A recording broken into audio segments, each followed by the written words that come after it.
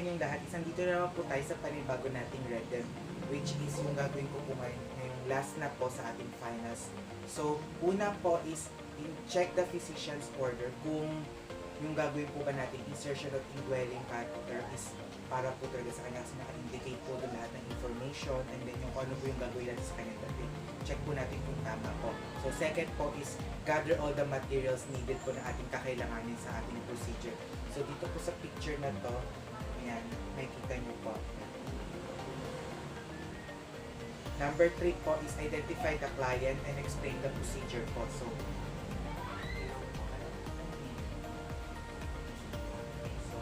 gagawin po natin ngayon is insertion of indwelling catheter po. Gamit po ang fully catheter size po. So number 4 po, do hand washing po. So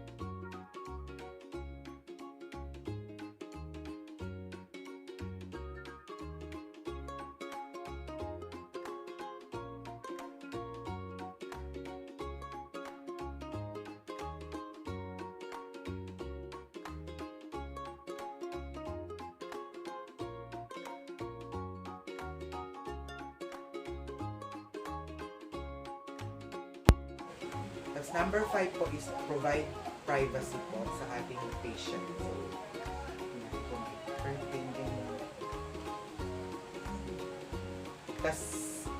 Step number 6 po is place the waterproof pad under the buttocks by asking the client to turn to side and place po. So, ito po yung waterproof pad.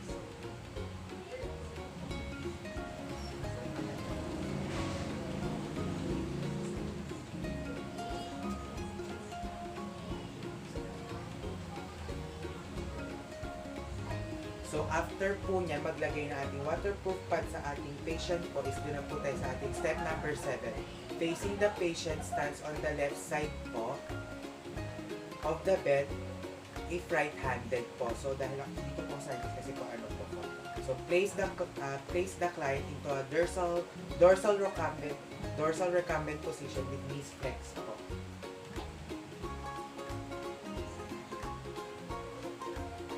Number 8 po, spread the blanket diagonally over the bed, leaving the genital area exposed po.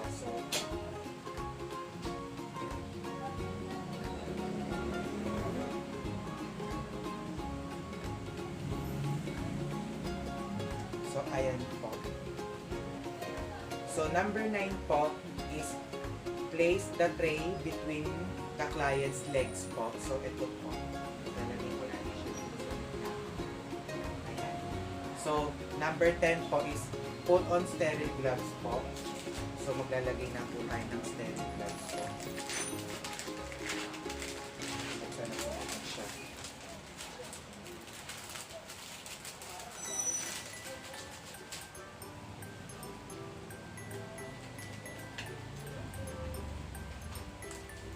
So, step 11 po, open the package catheter po. So, inopen na po natin. Ito na po yung ating fully catheter. And inflate the balloon with prefilled syringe po to check if effective. So, maglalagay po tayo ng tubig po para po check natin kung nag-inflate po siya, kung nag-balloon po siya.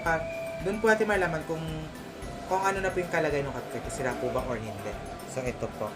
So, dahan-dahan na po sa pag-insert. Baka po tayo ay matusok. So, ayan. So, ayun po, nag-inflate po yung ating fully catheter. So, hindi po siya defective.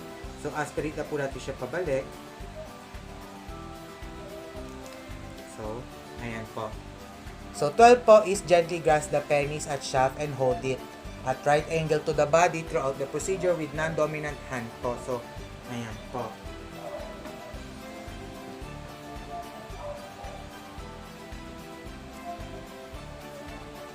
keeping the dominant hand, clean the urethral metanus in a circular motion, working outward from the meatus po. So, lilinisin na po natin siya. Ito po, so, circular motion. Lagi po natin discard po yung ating cotton balls. Ito.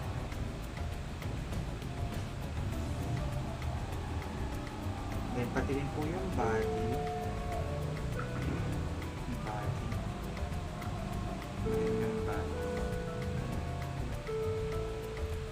So, ayun po, nalinis na po natin. So, 14 po yung sterile forceps and yung cotton balls or cotton swab with each cleansing stroke and drops cotton balls in a receptacle for soiled ayun po. So, kanina po, nung nilinis ko po, napansin niyo, circular motion, tas discard na po natin kagad.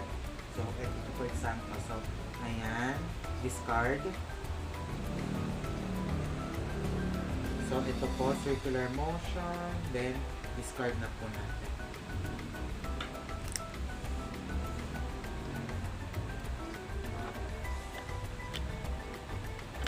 So, step 16 na po tayo. So, pick up the catheter and lubricate po. So, ilulubricate na po natin siya. So, kung makikita nyo po is ito po. So, lalagyan na po natin ng lubricant jelly po. Ayan, dito po. Ayan. Lubricate po about 1 or 2 inches from the tip po. So, ayan po is, lalagyan na po natin siya. Ayan. And then, kapag meron na po, hold the penis in a perpendicular to the body and pull slightly on shaft. Ask the patient to bear down gently and slowly insert catheter po to the urethral meatus po. Sorry, nabubulol po ako. Advance catheter 17 to 22.5 cm or until urine flows from the catheter po. So, ngayon po, isi-insert na po natin po siya. So, ayan po. Gently po, tas as lang po natin si patient na mag-deep breathing po. Ayan. Ayan. Step 18 po, inflates the balloon by introducing the sterile water to the injection port of the catheter po. So,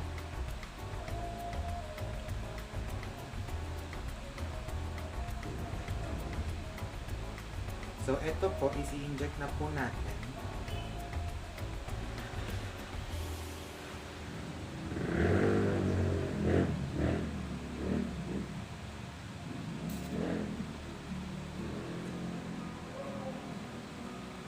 So, ito po.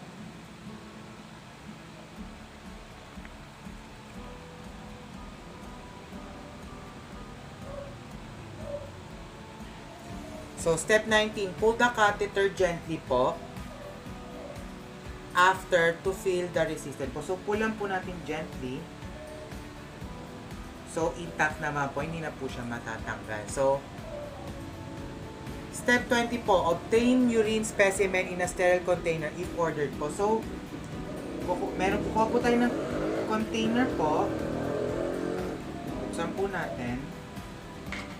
So, ito po yung container natin. So, ito po, lalagyan po natin siya. Dito po. Specimen po. So, ayan. So, kunyari po may nakuha na po tayo. Ayan po kasi ginagawa po. Ayan. Step 21. So, step 21 po is connect the catheter to the drainage tube and check the flow of the urine. So, ito na po yung ating, urine bag. So, i-connecta po natin siya dito po sa ating Foley catheter. So, ayun po. Let's make sure po na maayos at tightly po para po hindi po siya kumawala. So, ayun po.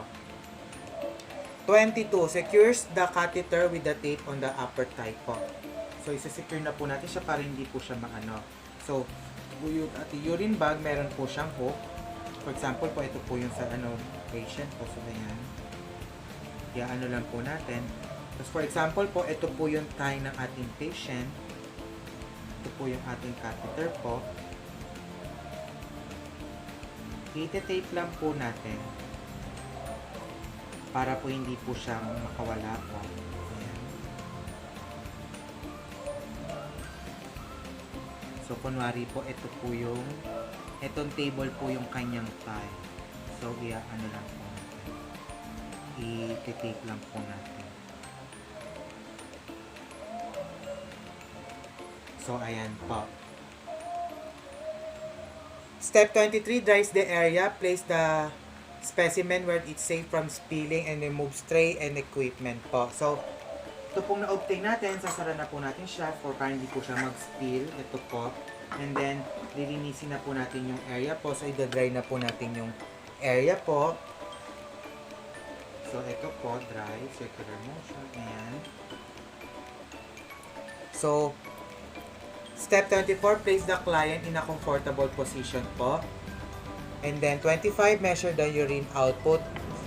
Notes the color, character, and consistent po. So dito po sa stage na to is, ino-note po natin yung kanyang color po, yung character and consistency po ng urine. So, step 26, sends the urine specimen to the laboratory po with proper data. So, ito pong nakuha nating urine specimen po dito sa ating container.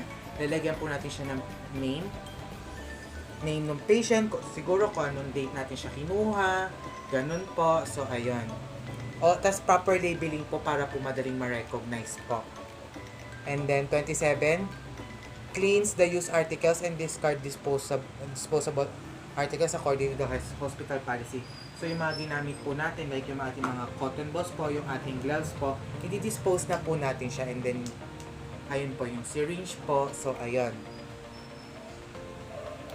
Alisin na po natin siya. So, documents the procedure po. After. So, kung anong oras po natin siya ginawa, kung sino po yung patient, ano po yung room number, kung ano po yung type procedure na ginawa po natin, yun po, yung mga ganong kasing ideas po yung ano po natin. So, ayun po.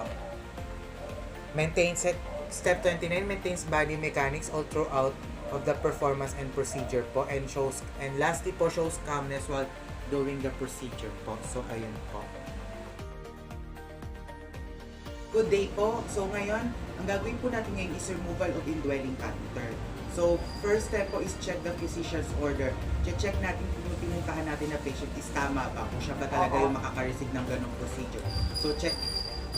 Step number 2 is assemble all equipment. So, lahat po ng materials ating gagamitin, which is 1, 10cc syringe, washcloth or towel, exam gloves, soap and water, and plastic or container for use catheter po. So, step 3, identify the patient and explain the procedure na kung ano po yung gagawin natin sa kanya, and advising that there will be a slight burning po during the removal po nung catheter sa kanya. So, ayun po, identify natin si patient, explain po natin yung procedure, and then at the same time, a-advise po natin siya about po dun. So, step number 4 po, provide privacy sa ating patient and assist the patient po for the dorsal recumbent position po. So, ayun po. So, last step po is wash your hands and put exam gloves po. So, yun po.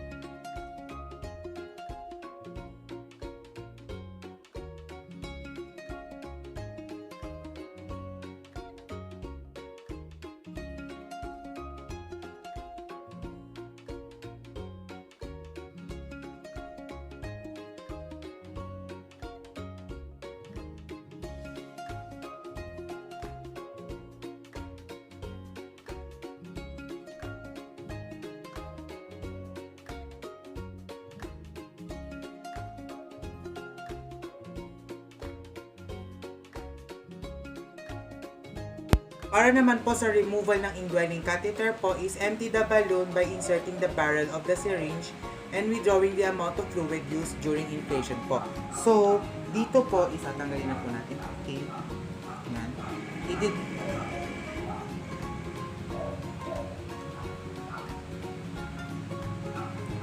So, iti-drain na po natin yung na-inflate po natin kanina using the syringe po. So, ayan po. So, dahan-dahan na po.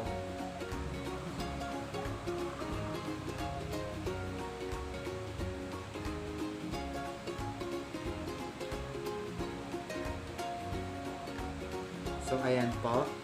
And then, step number 7 po is pinch off and gently pull on the catheter near the point where it exits from the meatus po. So, gently na po natin siya. Pinch off and gently pulls po of the catheter. Ayan. Ayan. Nailabas na po natin. And then, next step is clean the penis with soap and water po and dry the area po. So, i-clean na po natin siya. So, for example po, ito po. So, example lang po to. So, ayan. Discard. Ayan. Next, discard. So, ito po is discard.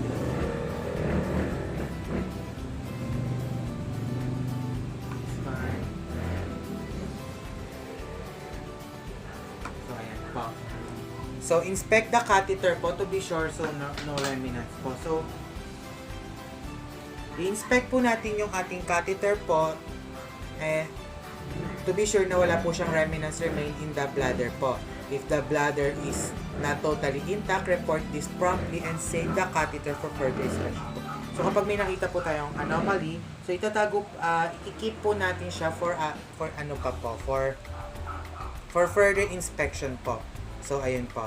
So, next step po is empty the drainage bag. Measure the point of the urine and record on the intake and output po in the sheets po.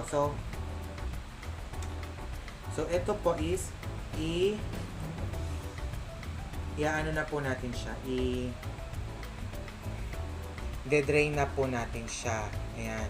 And then, i-empty na po natin siya and then ino-note po natin kung gaano po karami po yung nakuha na urine po sa ating patient and then kung ano po yung color ng urine po. So, ayan. Next step po is remove the gloves. Remove the gloves and wash your hands po. So, ayan po. Discard na po natin siya. So, next step po is discard disposable supplies and return reusable supplies and equipment to the appropriate area po. So, lahat po ng mga ginamit natin, like yung mga cotton balls, yung mga syringe, yung mga ginamit po, cotton balls, lahat po yun i-discard na po natin. And then, yung mga reusable items, like ito pong kidney basin, ito naman pong pick-up forceps, ano na po natin siya, itatabi na po natin siya para po ma-sterilize na po siya ulit at pwede na magamit. So, step 3, record the catheter was removed, the time and date, by whom, note the amount, color, clarity of the urine in the drainage bag, also documents the patient's teaching done and patient's level of understanding po. So, this stage po is, i-record na po natin yung anong oras po natin inalis yung catheter, kung anong time, date, and kung sino po siya, ano po name ni patient. Ino-note din po natin yung amount ng urine, yung ano pong kulay niya, and then yung clarity po in the drainage bag. And also, i-document po natin yung all patients teaching po na ginawa natin, and kung naintindihan din po ba ni patient yung ating ginawa po na procedure. So, after the removal of the catheter, i-assess po natin yung patient natin for 24 hours for patterns of urinary elimination. So, ino-note po natin yung time and yung amount po of the first voided urine. So, i-report natin yung the following po. So, meron po tayong 4. Inability to void within 8 to 10 hours.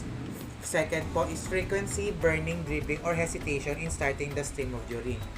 Pangatlo po is yung ating cloudiness or any other unusual color or characteristics of the urine po. And then lastly po is provide a level of fluid similar to the intake when the catheter was in place po. So, ayun po. So, sunod pong step is document the procedure po na ating ginawa. Record the catheter was removed. So, do-document po natin lahat yun sa ating kung anong oras po natin inalis, kung anong oras po natin siyang